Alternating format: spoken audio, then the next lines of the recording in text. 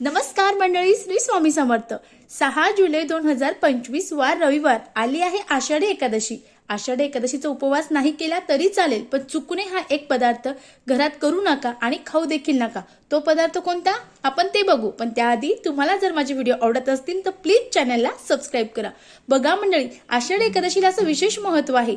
24 एकादशी पैकी सगळ्यात महत्त्वाची आणि सगळ्यात मोठी म्हणजे आषाढी एकादशी, तिलाच आपण देवशयनी एकादशी म्हणतो। या दिवशी चुकूनही आपल्याला भात करायचा नाही, कारण तांदळामध्ये जे पाण्याचं प्रमाण असतं ते जास्त असतं आणि त्याच वेळी पाण्यावर चंद्राचा प्रभाव जास्त असतो आणि चंद्र हा मनाचा कारक असतो। कारण जर आपण तांदूळ किंवा भात खाल्ला किंवा कोणतेही तांदळाचे पदार्थ खाल्ले तर त्यामध्ये शरीरामध्ये जे पाण्याचं प्रमाण आहे ते जास्त वाढतं, मन विचलित होतं, चंचल होतं आणि यामुळे आपले जे मनाची चंचलता आहे आणि आपलं जे मन आहे ते विचलित होऊन आपल्या प्रत्येक कामामध्ये जी बाधा आहे ती निर्माण करतं। त्यामुळे या आषाढी एकादशीच्या दिवशी तुम्हाला चुकूनही घरात भात किंवा भाताचे जे तांदळाचे पदार्थ आहे ते चुकूनही करायचे नाही। व्हिडिओ कसा वाटला कमेंट्स करा। श्री स्वामी समर्थ। धन्यवाद।